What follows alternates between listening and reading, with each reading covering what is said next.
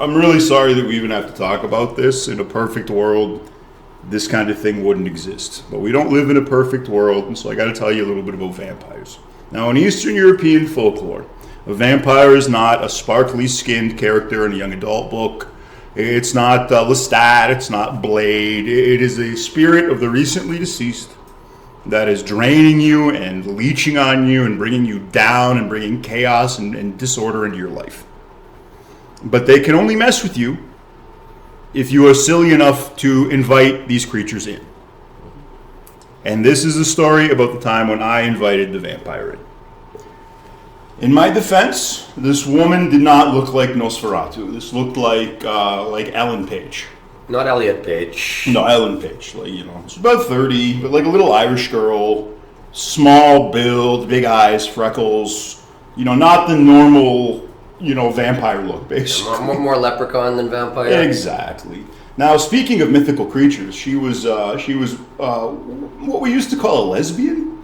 The younger viewers might not have heard of this, but basically, once upon a time, there were these people called lesbians, and she was one of them. Adding to that milieu, she had borderline personality disorder. Now, I don't want to shit talk people with borderline personality disorder. This kind of gets stereotyped as the crazy bitch disease, but I'll tell you a little bit about it in terms of how it works this story, or how it relates to this story. They're prone to very, very intense, unstable interpersonal relationships. They're prone to conflict. They're prone to acting out sexually, and they think in black and white. So, if you are either an angel or a devil in their world, there's nothing in between, and they can put you in one category or another on the flip of a dime. The smallest thing can turn you from their best friend to their worst enemy. On top of that, she's also a problem drinker, and not alcoholic, like a little bit of a mean drunk. She's out of control, former Toronto mayor, unrepentant alcoholic. I met her during a dry spell. She'd sobered up long enough to get trained as a cook. That's a low bar to clear if you've met cooks and you know about kitchen staff. But she's sober enough to become a cook. And I'm working at the time in a large student bar, and this was it was cliquey. Some of the staff were not friendly. So especially people who worked more isolated jobs, the guys in the kitchen or the dishwasher or whatever, I'd go out of my way to try and go and be friendly and make friends. So they knew there was at least one person they could come to if there was problems or whatever. One of the people I did this with, one of our dishwashers, went on to become a Japanese influencer.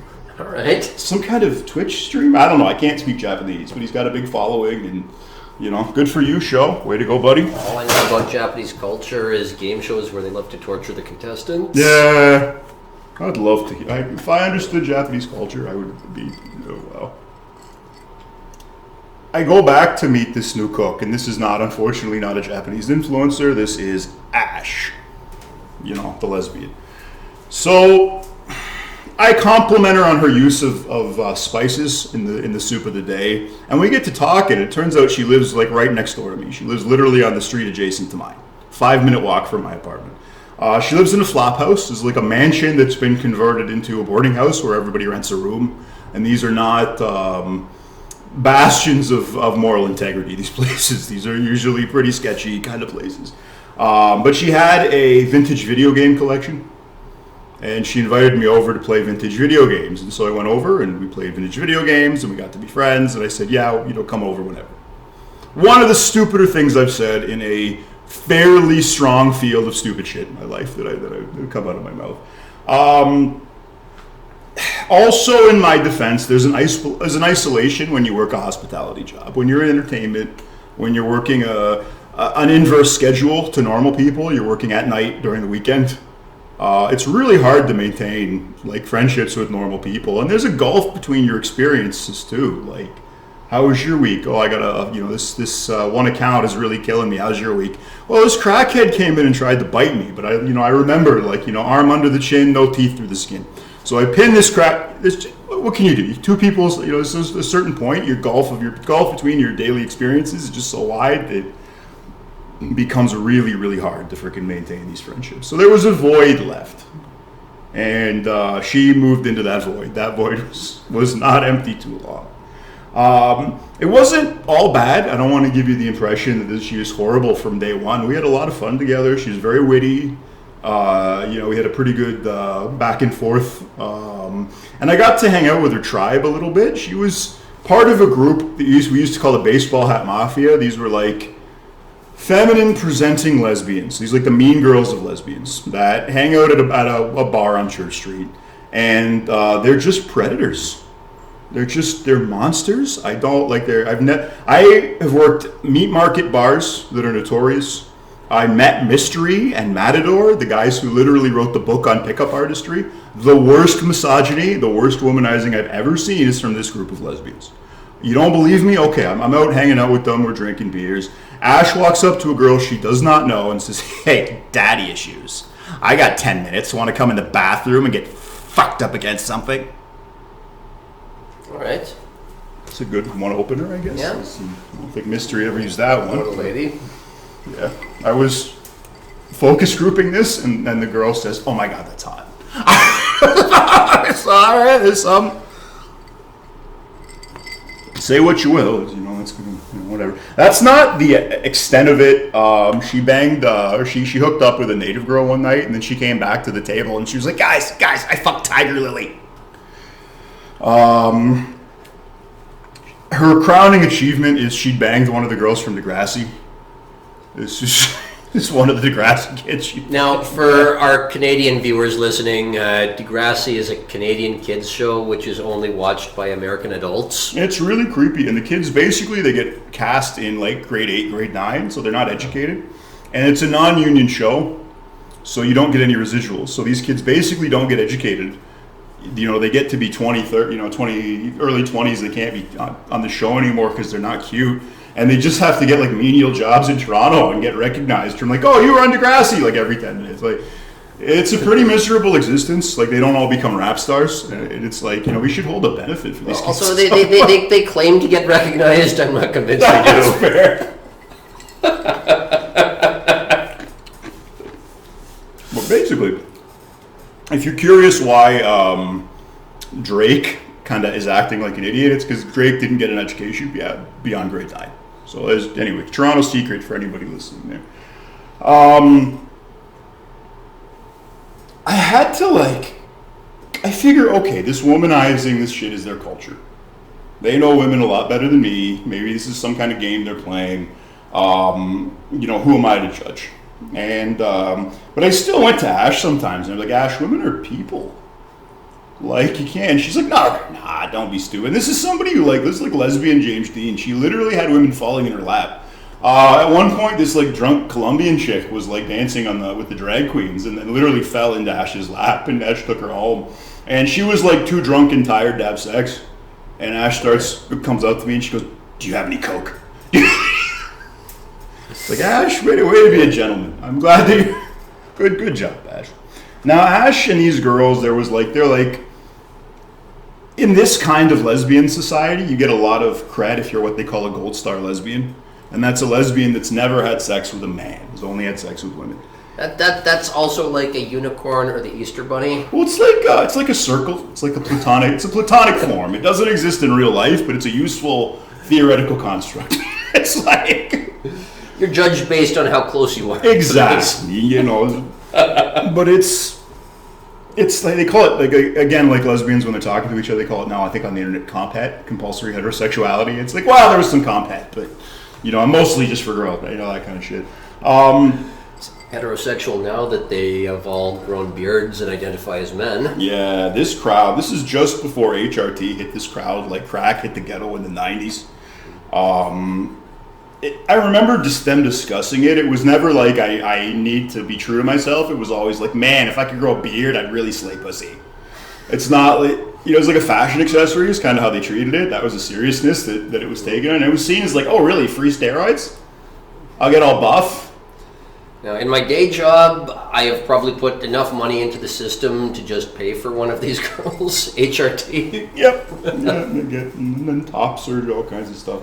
Most of them, they're sold on this idea that they're going to transition to Justin Bieber. And most of them ended up transitioning into Danny DeVito. So it was just not like you can go bald. You can all kinds of horrible things can Justin happen. Bieber already looked like a lesbian. Well, that's what they wanted. But it's like this is the only place I've ever seen actual penis envy. Like these women were really, they were very, very they didn't have a lot of confidence, and they really wished that they were, despite their swagger, they were upset that like scumbag guys could get more women than them. They had a broader playing field, and it was just like, that's the only time I've seen that. So it makes sense that this kind of took off in this community. I started noticing problems with Ash basically when I would, start developing friendships or my own relationships with her friends, and something would always come up. Like I was hitting it off with this beautiful 6-foot-tall mulatto girl, and all of a sudden Ash starts telling me that she has BO. And don't waste my time. And I found out later she was telling the girl, like, oh, he's a drug addict, don't hang out with him. And then later this girl transitioned to a guy, and that set, they always post their boobs on Facebook, being like, what have we know before? Like, it's just a ritual they seem to have. And she had 10 out of 10 boobs. I guess the surgeon was like that guy from Fight Club. He just went into work, being like, I want to destroy something beautiful today. Anyway, that happened. That's one of my first signs. So anyway, that's one of my first things I noticed is Ash is subtly working against me in terms of hooking up with women. She painted a picture of a family that was really messed up, and she was right, but it didn't turn out to be messed up in the way I thought. She told me that their parents had an open marriage. Her dad was gay. Most, I don't know, 90% gay, however gay. Oscar Wilde gay. He still had a wife. But he was, at the bathhouse. You build 100 bridges and nobody calls you an engineer, but you suck one dick. Yep. Yeah, that's this kind of thing. And he was dealing various substances popular in that community through the local bathhouse. Now, this is a really safe crowd to deal with by and large, and you don't get busted too much because only so far an undercover cop is going to go to get the bust, and you can vet your clients very, very well in a bathhouse environment. I think he told me at one point, he's like, oh, Jay, if they bust me, they earned it. So now mom was crazy, but I go to meet these people, and they're living in a probably $5 million condo. Like this is a penthouse bigger than any penthouse currently, that they would construct in Toronto, in a modern day. 4 bedrooms, solarium, giant kitchen, giant living room, beautiful. Not one thing is out of place. This whole house is perfectly clean, everything organized. Looked like any upper middle class household at the time.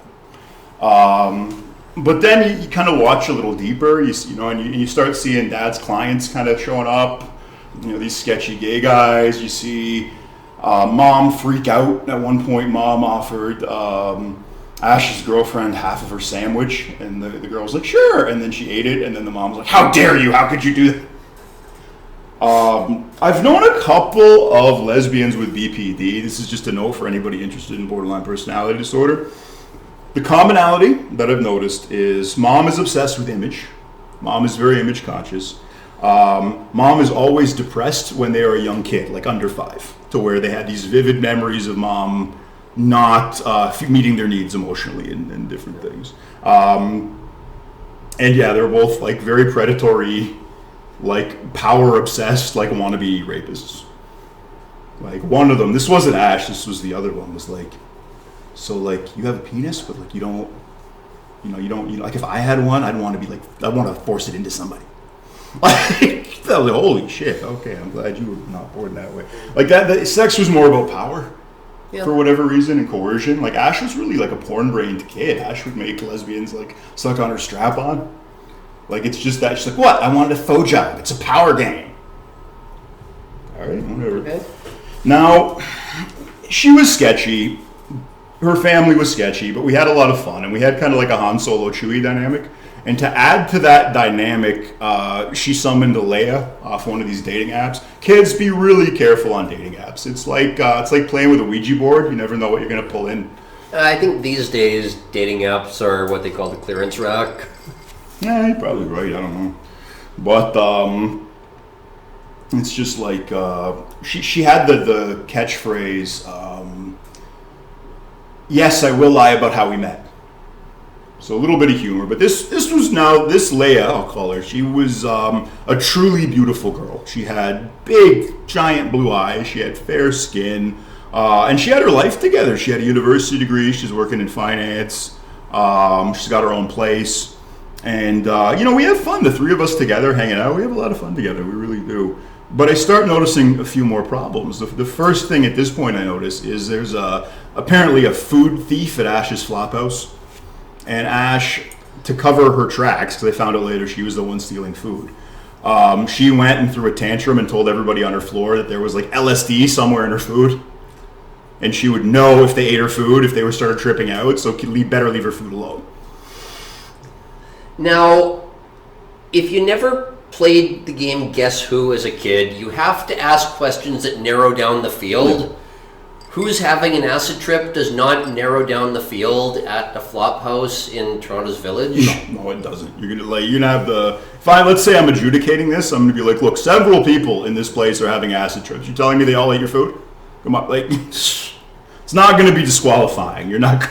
And to be fair, it is possible that all 7 of them ate her food as well. Yeah, that's also possible. It's a little communist utopia here. They're all screwing each other over. It was the kind of place where you had to like have your own toilet paper in your room and carry your toilet paper to the bathroom, and then go. And it was really strange place. Anyway, now again, scumbags just summon pretty girls. It's just their superpower. Scumbags are rarely lonely. So even in this chaos, she's still able to maintain this relationship with Leia. But I noticed she's butting heads with everybody at work. She's fighting the head chef. She's got all kinds of problems. And the head usually lesbians butt heads with their partners. That's later. Sorry to spoil that. Yeah, spoilers, guys. For anyone that hasn't checked the stats for lesbian domestic violence, that's going to be spoilers. So essentially, she starts. All chefs, all cooks seem to steal food from work to one degree or another. Because this place was run on autopilot, she was able to steal a lot of stock and never got caught. And that made her comfortable enough that she started stealing time. Vampires will make thralls. There was this one like water-headed busboy, lovely kid, but he had hydrocephaly as a baby, so he was not he couldn't read. He eventually learned to read, and he was so proud. He came and he was like, "Guys, you can text me now." But, he had no chance of not doing what she said. And he starts punching her out when we left at 3, and she'd leave at 9:10 after the dinner rush. And again, nobody notices. But that's not enough. Now, for reasons I'll never understand, to make whipped cream work in an industrial way, you need laughing gas. You need these little vials of laughing gas. The only explanation that makes any sense to me is there's some kind of god that loves stoners and wants to give this gift to drug addicts who work in kitchens. And anybody who's done ayahuasca will tell you that. Yeah, basically. But Ash took enough of these whippets, is what the drug's called, to pass out. And she got caught on camera passing out, and this is an issue because now there's liability.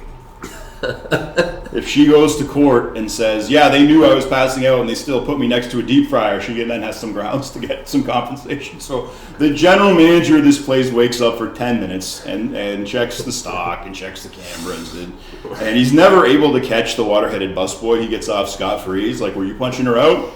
No. You sure? Yeah. Oh, shit, I don't have any proof.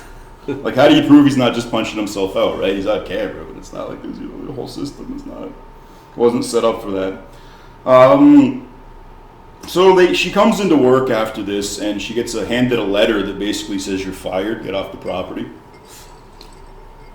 And she takes it. And again, this is not usually the end of the world for bar staff. You get fired, there's turnover, it happens, and you walk down the street to the next bar and you get more employment. It's not hard to get a job at a bar. If you're a cook or a barback or a busser or a bouncer, it's pretty fungible. You can go one bar to another. But she just doesn't do that. I'm like, why aren't you getting another job? She goes, I don't want to be a cook anymore. I don't want to work in a dark room in the back and in the hot. And it's, I'm like, Ash, I don't want to fight drunks at the gate of a student bar.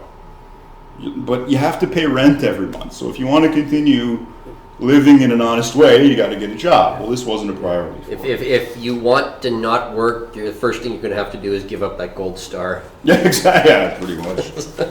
Jesus. Well, her first dumb idea, again, I'm joking with her. This is before Tiger King, but we watched a YouTube documentary about all the unwanted lions. For anybody who doesn't know, you can buy a lion fairly cheaply, but the upkeep on a lion is really high because you have to pay them, you have to feed them meat. So it's like $10,000 a month or something crazy to feed these freaking things. So there's all these people looking to unload lions. And I mentioned this to my buddy from the Ivory Coast, and he's like, how can that be a problem? Lions are delicious. How can you have too many of this animal? And I'm like, Amadou, well, these people are using them as pets. And he's like, what? The lion is not a pet. One of my favorite things to do was tell this guy like how North Americans sometimes interacted with his native wildlife from his homeland. There's the chimp, the lady whose pet chimp ate her friend's face. That happened, and I told them what happened. And they go, what? Did the chimpanzee get out of its cage? It wasn't in a cage. What? She just had a full-grown male chimp just in her house walking around. What did she think was going to happen? These are animals that we know are smart enough to ambush you. They steal your children and they eat them. You live in a decadent society. I already don't understand pit bulls, but people have to go right past pit bulls to lions and chimps. Yep. These are chimps. The most dangerous animal in Africa is a chimpanzee. Not in terms of body count. I think it's hippos that kill the most. But in terms of like sadism and like intelligence, like they'll figure out when your kids are playing. They know you when you're not watching your kids. They come and they freaking devour. They don't raise your kids as Tarzan. They eat your kids. Anyway, but I mentioned that, and I go to Ash about the lions, and I go, okay, Ash, you don't want to get a job. Here's what we're going to do. Okay, we're going to go to these people that have pet lions, and we're going to tell them that we have a lion sanctuary that we don't have, and then we'll pick up their lion, and then we'll butcher it. And we'll sell the lion meat to like restaurants. It's like an exotic side in Toronto. Toronto could become the lion meat capital of North America. Who knows what we could make happen. And we both have a good laugh. And then about a week later, she comes to me. She goes, okay, I found a guy with a lion. This is pretty early internet. She was weirdly proficient at using like eBay and early internet sites to figure out like sketchy hookups and things. Like she was on the forefront of that. She for everything except getting a job, she was very resourceful. Applied herself. She was very resourceful, but not in terms of anything else. She could just do this weird stuff. So I explained to her, I'm like, you're missing steps. Okay, like how are we going to transport this thing? Can we even kill a lion? Do you have a gun that I don't know about? Where are we going to butcher a 200-pound animal in frickin' downtown Toronto? And then what are we going to do when Buddy shows up wanting to see his pet lion in this savannah? We told him we are going to take him to African lion safari. Go, that's your boy. Like, Jesus. Anyway. But I found out why she was so frickin' desperate to make that work, and it was because she was going back to sex work. Now, she claimed, again, different things at different times, but she said that she had been a female-only sex worker. Yeah, no. If you know anything about economics, there's something called the law of supply and demand. And you can supply all you want. If there's no demand for it, you're not going into business. I would imagine a very small percentage of sex work dollars are female dollars. But she claimed that she would find women who wanted that experience, and she would find couples, and she would do the woman in front of the guy. So that's what she claimed, but who knows, right? These people aren't reliable narrators, so we gotta, this is what she told me, and that's what I'll take it. Now, being a sex worker in your late teens, early 20s is way different than being a sex worker in your early 30s. Well, one is a margin business, one's a volume business. Yeah. And her value and her appeal had dropped a lot. So I go to her place, I get like an SOS text, and I go over, and she's zoned out on her bed, and there's a used strap-on the ground. And I look at her, I'm like, what happened? And she's like, I fucked some nasty, like, 40-year-old for $50.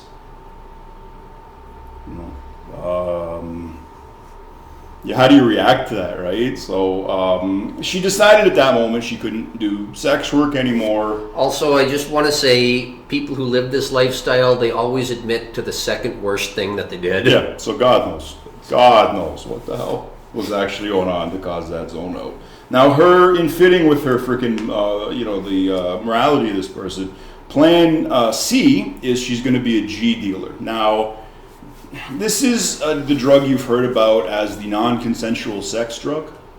There was a big panic that frat boys were using this to SA girls at frat parties. Frat boys use alcohol. They don't have any need of this substance for the most part. When I saw this drug, it was gays and bodybuilders. For anybody who doesn't know, it makes you feel very drunk. It's a colorless, odorless liquid.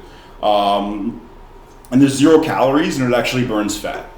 So people that are image conscious, bodybuilders, gays, they use this as an alcohol alternative because they don't want to deal with the calories of alcohol. Now, what's the problem? Well, if you take too much, your heart stops. It kills you, and it's very hard to dose. And this makes it a world different from, say, dealing cannabis when cannabis was illegal. This is like you're dealing with real criminals. This is not, a fun little side business for kids, basically. And she's got to go pick up the stuff. Now, when you go to pick up this stuff, you've got to do a little bit of it to make sure it's potent, to make sure you're not buying a container full of freaking, tap water. So, and she realizes how vulnerable she'd be if she got a little too much of it or it was stronger than she thought. And she ended up passed out in front of these criminals that she's gone to buy this highly illegal drug from. So she starts begging me to be her muscle. I'm like, Ash, my life's not going great right now, but it's not going like G Muscle in the Village bad. I'm not going to be G Muscle in the Village. We're not gonna play that game. I'm not going to let my life get that bad. And eventually she gets too scared to pick up. But don't worry, this is Canada. She starts committing welfare fraud. She comes to me. She goes, look, after the LSD and my peanut butter incident, there was, I'm worried about my housing. Can I use your address as my mailing address? And I said, yeah, sure. What's the harm? Right? Let her do that. Well, she told the people at the welfare office that she was moved into my place and was paying rent. So she's getting a rent subsidy based on my rent. And she was living in a block house and paying a bit of that. Now, you think that would give her enough money to sustain herself, but she also engaged in food bank abuse, and at no point did she not have a Canada Goose coat and Belmont cigarettes to smoke. So, you know what I'm sure she didn't have? A positive balance in her savings account. Yeah, that would be very fair. This is fine. And at some point during this freaking mess, she decides she's going to celebrate 2 years of sobriety with a beer. So it's like the Charlie Sheen mistake. It's like the high water mark of this freaking woman's life, as far as I know. It's interesting when you get to see the high water mark. There was, when we were growing up, there was a bum on the subway system. He's very tall, very distinct. He's about 6'5". He'd walk around, spare change.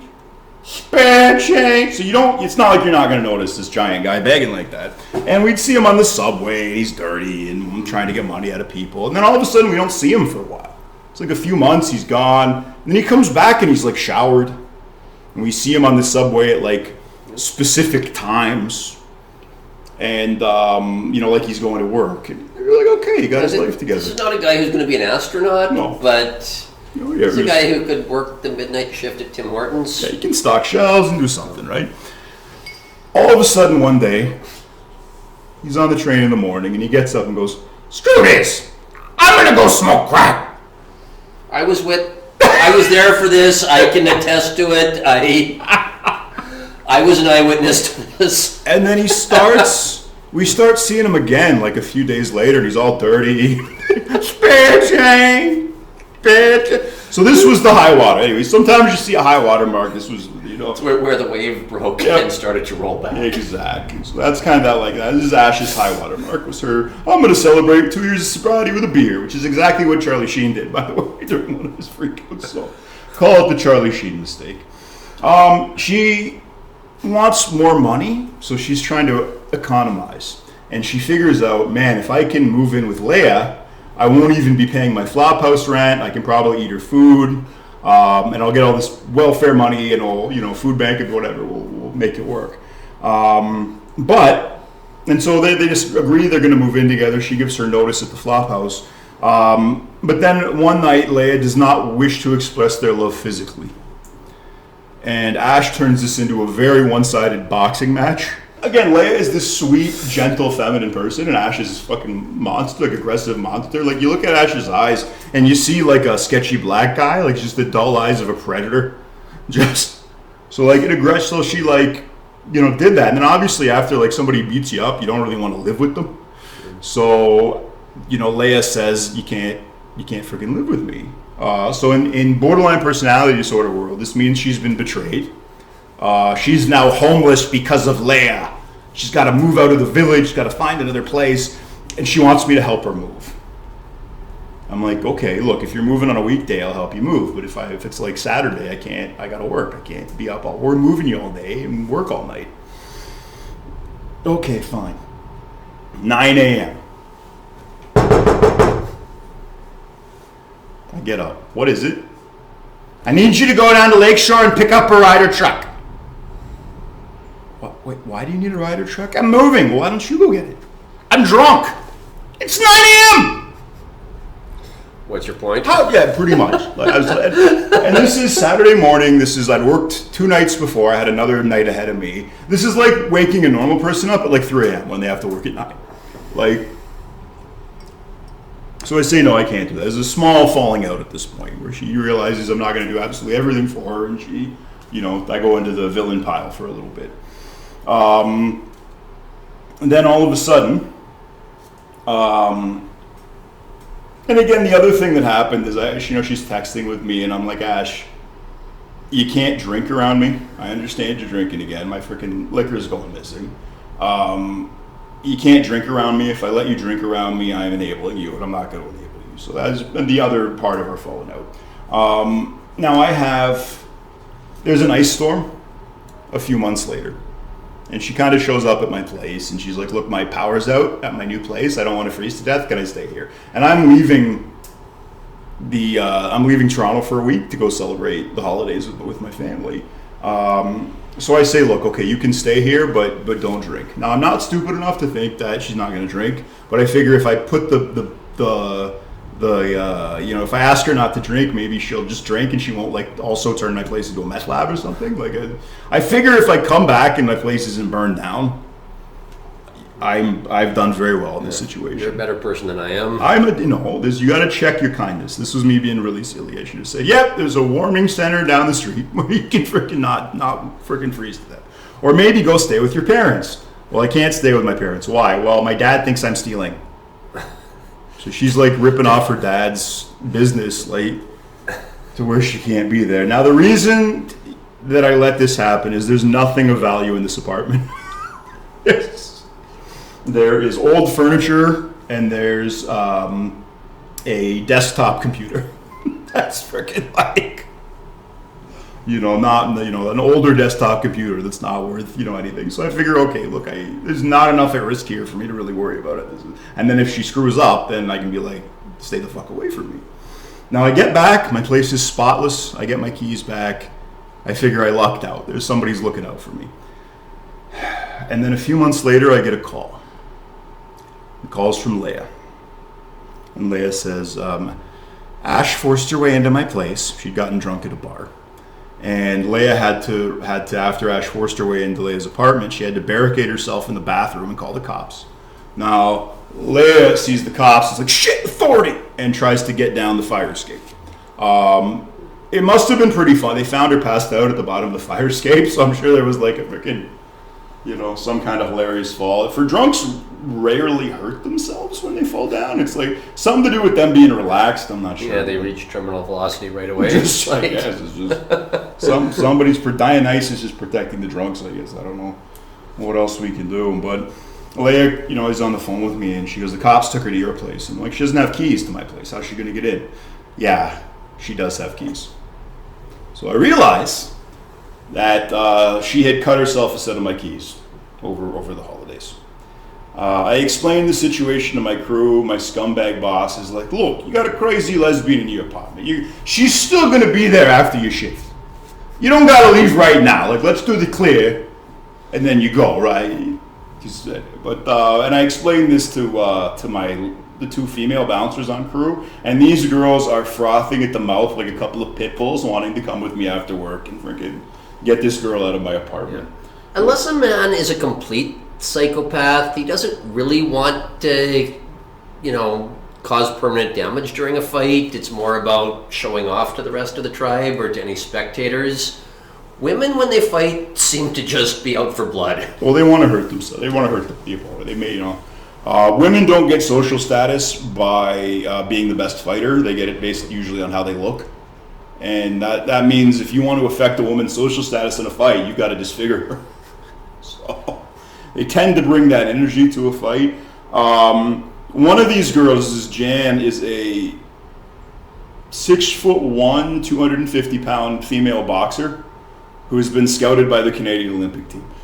I'm not making this up. She was sometimes mistaken for me when we were both in Canada Goose Codes. So we're about the same frame size, and we're both like big white people. So it was, it was like the other girl that was there is a girl named Katie. Now Katie's awesome. Katie is like the real life Harley Quinn. She's like the last of the alt girls before like that became the uniform of like really progressive people. She's like the last punk rock chick. And she ended up like the Gemma of like some biker gang up north. Like she's like an old lady in like some cool biker club. But and this is a girl who had a really sad backstory, but she didn't let that get her down. And she was very protective. She's like a mama bear. Like every night, she didn't have a lot of money, but every night she found something to give me, to bring me a cup of coffee at work. Like just really sweet girl. And this is a girl that I knew Ash was terrified of. And she could just kick up to somebody's face without any martial arts training. This was just like a Wolverina chick. And I tell these girls, I'm like, look, guys, I really appreciate the support, and I know women are great at resolving conflict with each other peacefully, but I think this is a 100-pound problem. I can probably deal with this on my own. Now, I go back to my place after my shift, and she's in my bed. I freaking shake her awake gently, and I'm like, give me my keys. She hands the keys over.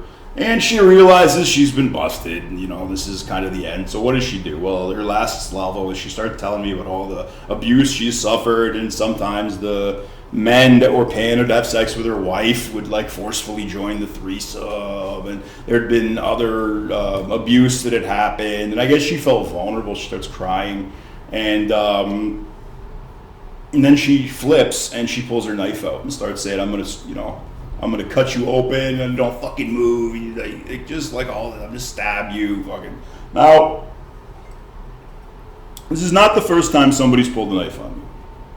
And generally, if somebody pulls a knife and then starts running their mouth, they don't actually want to stab you. This is just they want to menace you. I'm on my desktop computer. I'm in my computer chair, and I kind of swivel around to face her. I was trying to ignore her. And I look her in the eye and I say, Ash, stab me or don't stab me, but shut the fuck up about it. I'm not going to listen to this. I have to fucking work in the morning. And she eventually, she shut up at least, and she passed out.